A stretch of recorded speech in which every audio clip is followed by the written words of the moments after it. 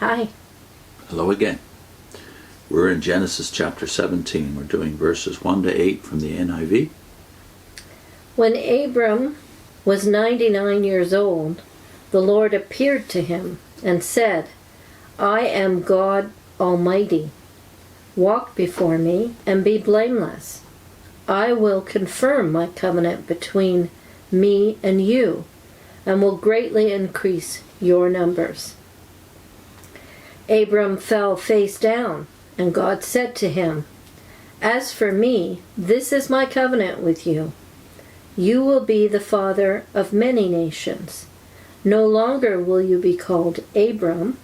Your name will be Abraham, for I have made you a father of many nations.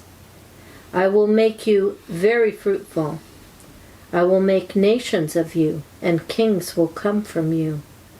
I will establish my covenant as an everlasting covenant between me and you and your descendants after you for the generations to come, to be your God and the God of your descendants after you.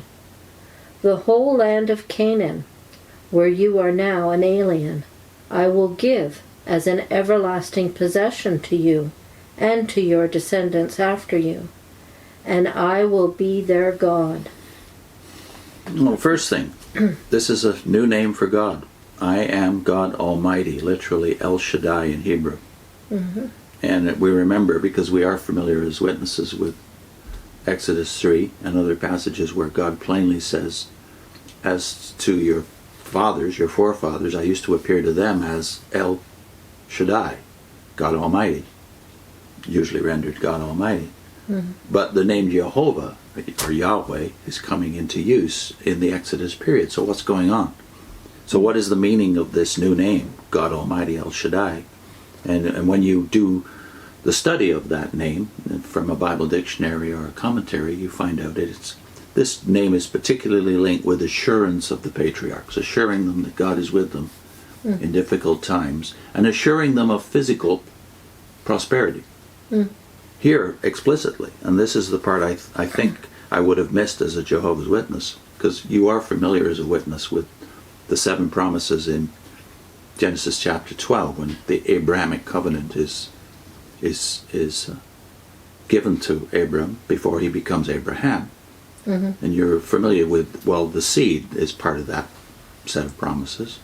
Then this great nation, and you link the seed with the Christ himself and the 144,000 who are the great nation that are part of Christ in some sense, right? They're anointed like he is.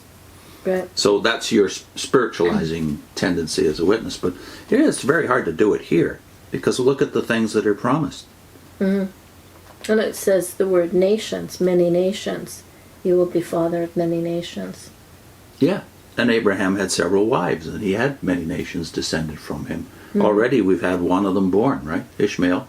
Right. And there was a promise attached, given to his mother, Hagar, in the wilderness. Mm-hmm. The angel of the Lord said, I will surely multiply your offspring so that they cannot be numbered for multitude. So these promises of physical prosperity, and it gets more and more detailed as you go throughout the rest of the Bible. A lot of the promises of God pertain to physical things, to things happening on earth, not just to spiritual realities.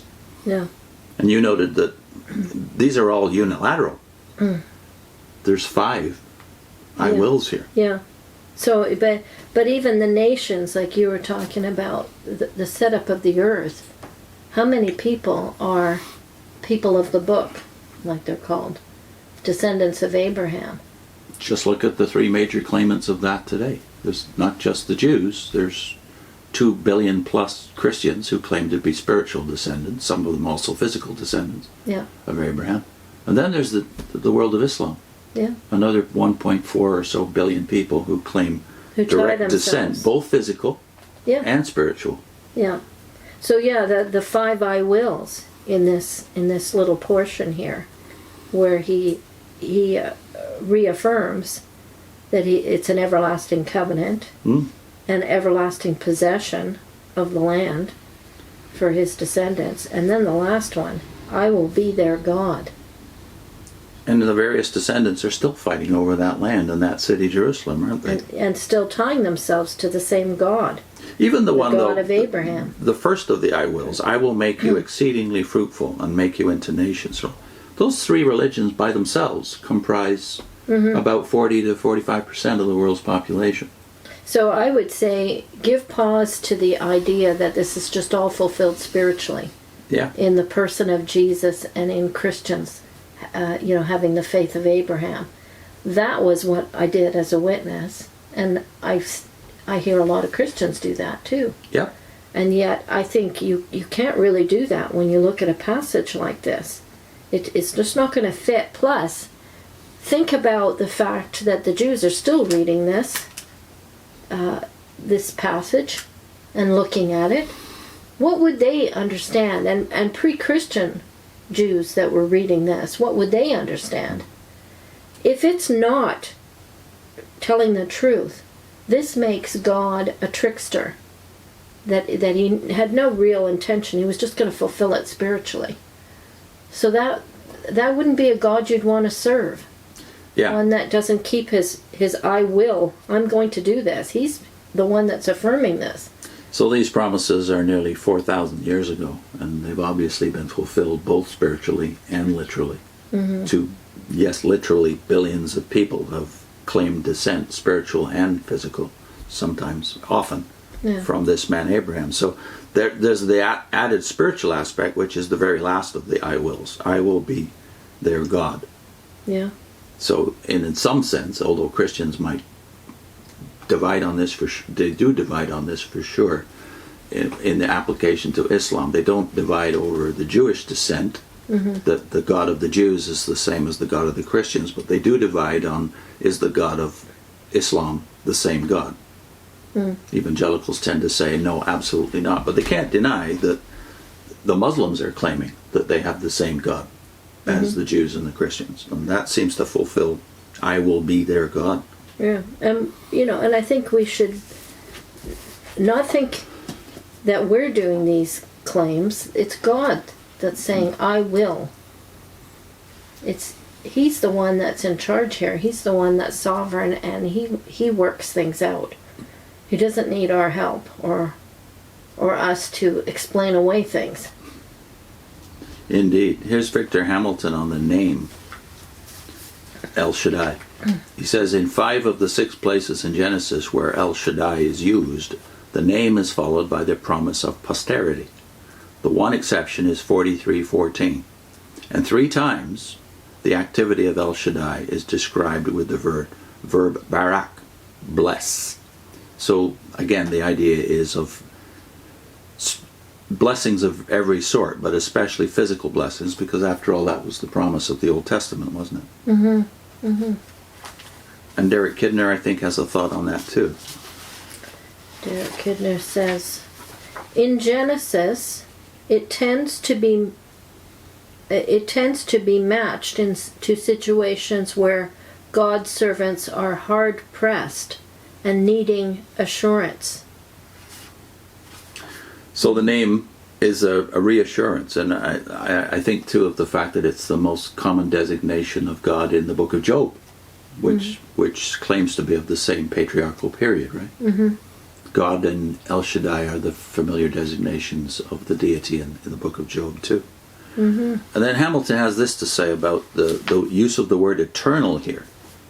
It may be no accident that the word eternal is present in chapter 17, but absent in chapter 15.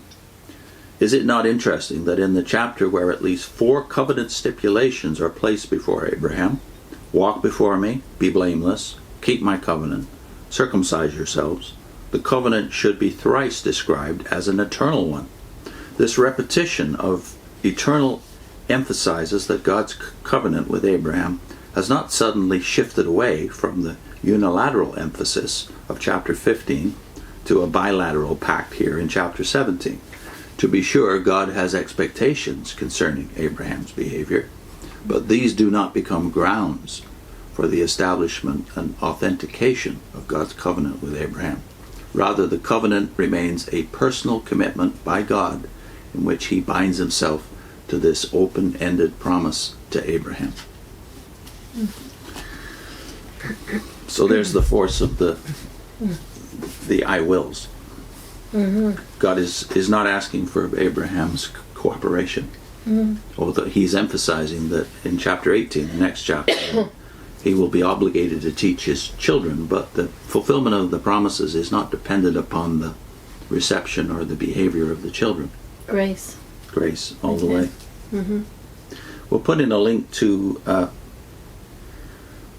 series of videos we did on the divine names, where we do deal with El Shaddai among the other names. It's a booklet. You can also find it on the onewonders.org website. See you next time.